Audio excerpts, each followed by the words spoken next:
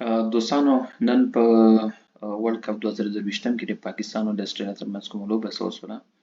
نو استرالیا وکوله چې هغه لوبه ډېر په اسانۍ څخه پاکستان څخه وګټي او پاکستان ته یو لوی شکست ورکړي. خو ټول نه جالبه دا ده چې د استرالیا اوپنران چې کوم ډېره بهترینه لوبه یې وکړله چې هغې کې ډیوډ وارنر 163 منډې جوړې کړي په 140 بالونو باندې، په دې کې 14 څلوریزې او 9 شپږیزې شاملې دي. او هغه د سټرایک ریټ چې کوم دا تقریبا 131.15 چې دا په یو ون ډے کې ډېر غټ سټرایک ریټ ده. همداسې د استرالیا دویم اوپنر چې کوم هغه میچل مارش په نوم باندې هغه هم 121 رنزه په 108 بالونو باندې، په دې کې تقریبا 10 څلوریزې او 9 شپږیزې شاملې دي چې د ده هغه د منډو سټرایک ریټ چې ورته وایي هغه 112.03 ده.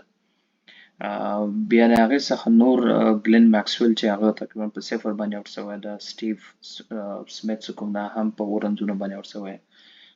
سټرانس چې کوم ده هم 21 رنزه وکړل، او همداسې جوش انګلیس چې کوم ده هغه 14.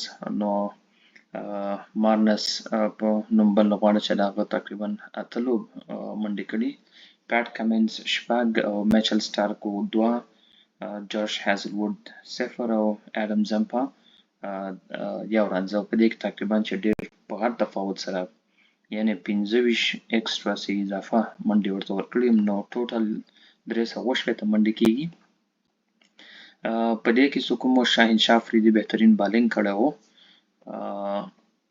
شاهنشاه افریدي په 10 اورونو کې یو میډن اور درلوده، 15 رنزه ورکړي دي او 5 وکټ یې اخیستي دي. اکانومي هم ډېره ښه ده، 15.4، یعنې په هر یو اور کې 15.4 رنزه یا 4 رنزه ورکړي دي. حسن علي چې هم د پاکستان یو د بهترینو بالرانو څخه ده، په 8 اورونو کې 50 منډې او اکانومي بیا د ده د شاهین افریدي څخه زیاته ده 7.12. افتخار احمد 8 اورونو کې 30 رنزه، اکانومي ښه ده 4.2. حارث رؤف 8 اورونو کې 83 چې په ډېره لویه اندازه ټاکېدلی ده. ډېر زیاتې شپږیزې تقریبا 15 شپږیزې 8 څلوریزې پرې راغلي دي، 3 وایډ یې کړي دي. نو یعنې په هر یو اور کې 10.30 چې تقریبا په هر یو اور کې 11 رنزه کېږي. اسامه میر چې کوم د 9 اورو کې 82 چې دا هم په مقایسه ډېر زیات ټاکېدلی ده. او محمد نواز 7 اورو کې 43 رنزه، اکانومي تقریبا د ده هم ښه ده. نو په ټولو کې بهترین بالینګ پکې د شاهنشاه افریدي لخوا څخه شوی و. نو اوس راځو د پاکستان د بیټینګ خواته. پاکستان په بیټینګ کې تقریبا سټارټ کله واخیسته، بهترین سټارټ یې اخیسته او میډل آرډر یې چې کله راووته بهترین لوبه یې مخکې وکړله. مثال عبدالله شفیق په 64 منډې کړي په 60 توپونو باندې، په دې کې 7 څلوریزې او 2 شپږیزې شاملې دي. امام الحق 80 منډې په 70 توپونو باندې. بابر اعظم چې د دوی کپتان ده او اکثره وخت د لویو ټیمونو په خلاف باندې ناکامه ثابت شوی ده، 13 منډې په 14 توپونو باندې.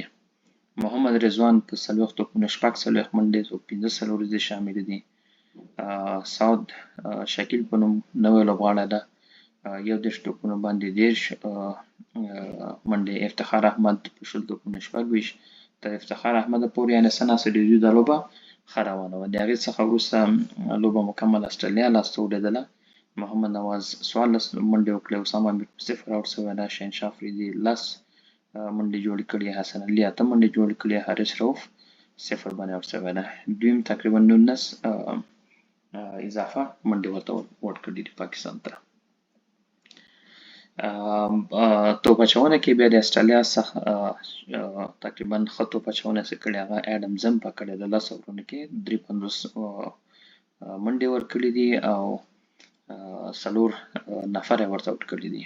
همداسې بیا دویم ښه بالینګ چې کوم ده هغه تقریبا مارکس سټرانس کړی، 15 اورونو کې 40 منډې دي او 2 نفر یې آوټ کړي دي. بیا پیټ کمنز 7.3 اورونو کې 62 منډې 2 وکټې. هازلوود 10 اورونو کې 30 منډې 1 نفر آوټ کړی، 1 اور یې میډن کړی ده. مایکل سټارک هم په 8 اورونو کې 65 منډې ورکړي دي او 1 نفر یې وکټ اخیستی ده. او په دې ټولو بالرانو کې یو ګلن ماکسویل چې 15 اورو کې 40 رنزه کړي، کوم وکټ یې نه ده ترلاسه کړی. نو په ټوله کې پاکستان دا لوبه وبایلله او استرالیا د لوبه په ډېر غټ تفاوت څخه د پاکستان څخه وګټله.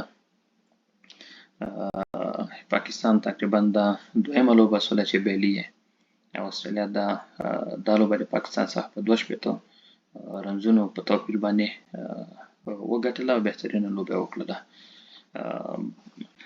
هغه انګلیسي کې یو متل دی وایي catches win the matches، یعنې کیچونه چې کوم دي میچونه ګټي.